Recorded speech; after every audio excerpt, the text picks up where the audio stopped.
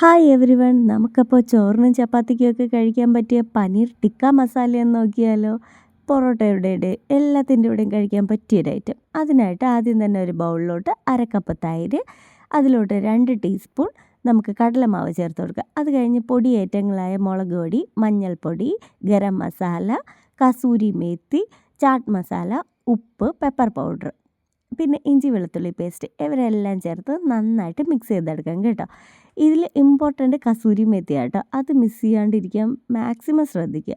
അപ്പോൾ നോക്കിയാൽ ഇവരെല്ലാം ചേർത്ത് നന്നായിട്ട് മിക്സ് ചെയ്തിട്ട് ക്യൂബിളായിട്ട് കട്ട് ചെയ്ത് വെച്ചിരിക്കുന്ന പനീറും ക്യാപ്സിക്കവും ഉള്ളിയും എല്ലാം ചേർത്ത് നന്നായിട്ട് മിക്സ് ചെയ്തെടുക്കുക. ഇതിലോട്ട് മിക്സ് ചെയ്തതിന് ശേഷം ലാസ്റ്റ് ഒരു അരമുറി നാരങ്ങ നീരൂടെ ചേർത്ത് ഇവരെല്ലാം നന്നായിട്ട് മിക്സ് ചെയ്ത് ഒരു അല്പസമയം നമുക്ക് റെസ്റ്റ് ചെയ്യാൻ വയ്ക്കാം കേട്ടോ. ഈ റെസ്റ്റിംഗ് ടൈം ഇമ്പോർട്ടൻ്റ് ആട്ടോ, എങ്കിൽ മാത്രമേ ഈ പനീറിലോട്ടും ക്യാപ്സിക്കത്തിലോട്ടൊക്കെ ഈ മസാല നന്നായിട്ട് പിടിച്ച് കിട്ടത്തുള്ളൂ.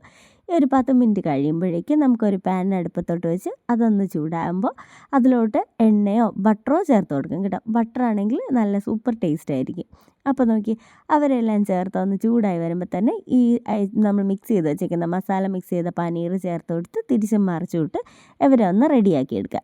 ഇതൊന്ന് റെഡിയായി കിട്ടുമ്പോൾ നമുക്കൊരു പാനിൽ നിന്ന് മാറ്റി പാത്രത്തിലോട്ട് മാറ്റി വെക്കാം കേട്ടോ. എന്നിട്ട് നമ്മൾ ഈ സെയിം പാനിൽ തന്നെ ബാക്കി കുക്കിംഗ് കൂടെ ചെയ്തെടുക്കുന്നുണ്ട്. അപ്പോൾ അതിലോട്ട് ഒരല്പം ഓയിൽ ഒഴിച്ച് കൊടുത്തിട്ട് ജീരകം ചേർത്ത് ജീരകം ഒന്ന് പൊട്ടി വരുമ്പോഴത്തേനും നമുക്ക് ചെറുതായിട്ട് കട്ട് ചെയ്ത് വെച്ചിരിക്കുന്ന സവാളയും ഒരല്പം ഉപ്പും ചേർത്ത് നന്നായിട്ട് അവരെ വഴറ്റിയെടുക്കാം കേട്ടോ. ഇതൊന്ന് നന്നായിട്ട് വഴണ്ട് വെന്ത് കിട്ടണം. ഇതൊന്ന് വെന്ത് കിട്ടിയതിന് ശേഷമാണ്, അധികം മൊരിഞ്ഞു പോകണ്ട കേട്ടോ.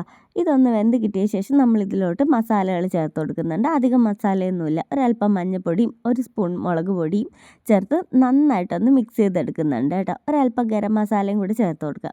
അപ്പോൾ ഇവരെല്ലാം നന്നായിട്ട് മിക്സ് ചെയ്ത് ഒന്ന് റോസ്റ്റായി വരുമ്പോഴത്തേനും ഒരു 2 ടൊമാറ്റോ പേസ്റ്റ് ചെയ്തത് നമുക്കിതിലോട്ട് ചേർത്ത് മിക്സ് ചെയ്തെടുക്കാം കേട്ടോ. ഇത് നന്നായിട്ട് വെന്ത് ഇതിലോട്ട് ചേർന്ന് കിട്ടണം. ആ പരുവം വരെ നമ്മളൊന്ന് അടച്ചു വെച്ച് നന്നായിട്ട് മിക്സ് ചെയ്തിട്ട് അടച്ചു വെച്ച് വേവിക്കണം. അതൊന്ന് വെന്ത് കഴിയുമ്പോഴത്തേനും നമുക്കിതിലോട്ട് വെള്ളം ചേർത്ത് കൊടുക്കാം. ആവശ്യത്തിനുള്ള വെള്ളം ചേർത്ത് കൊടുക്കാം.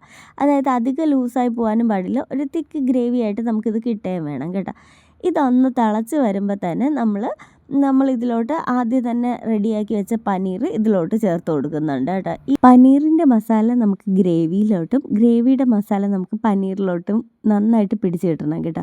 എങ്കിൽ മാത്രമാണ് ആ കറിയുടെ ടേസ്റ്റ് നമുക്ക് കറക്റ്റായിട്ട് കിട്ടുന്നത്. അതായത് ഇതിൽ നമ്മൾ 2 മസാല ചേർത്തിട്ടുണ്ട്. അതുകൊണ്ട് തന്നെ ഇത് രണ്ടും ഒരുമിച്ച് മിക്സായി വരുമ്പോഴാണ് ഇതിൻ്റെ സൂപ്പർ ടേസ്റ്റ് വരുന്നത് കേട്ടോ. നമുക്കിത് ഏറ്റവും കൂടുതൽ ടേസ്റ്റായിട്ട് തോന്നുന്നതും നമ്മൾ ആ ഹോട്ടലിൻ്റെ അതേ ടേസ്റ്റ് നമുക്ക് കിട്ടുന്നത് ഇതിൽ ബട്ടർ ചേർക്കുമ്പോഴാണ് കേട്ടോ.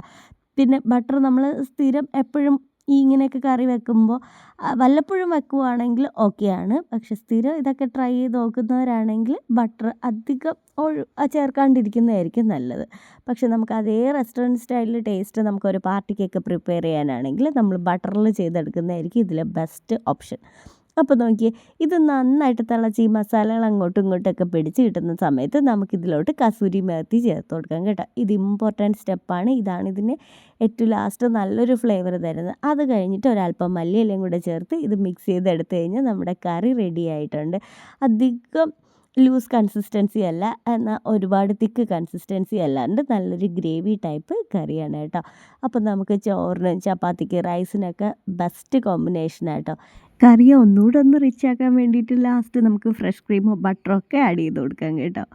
അപ്പോൾ നോക്കിയേ, നമ്മുടെ സൂപ്പർ ടേസ്റ്റി ആയിട്ടുള്ള പനീർ ടിക്ക മസാല അത് റെഡി ആയിട്ടുണ്ട് കേട്ടോ. എല്ലാവരും ട്രൈ ചെയ്ത് നോക്കണം. വീഡിയോ ഇഷ്ടമായ ചാനൽ സബ്സ്ക്രൈബ് ചെയ്യാൻ മറക്കല്ലേ. ബായ്.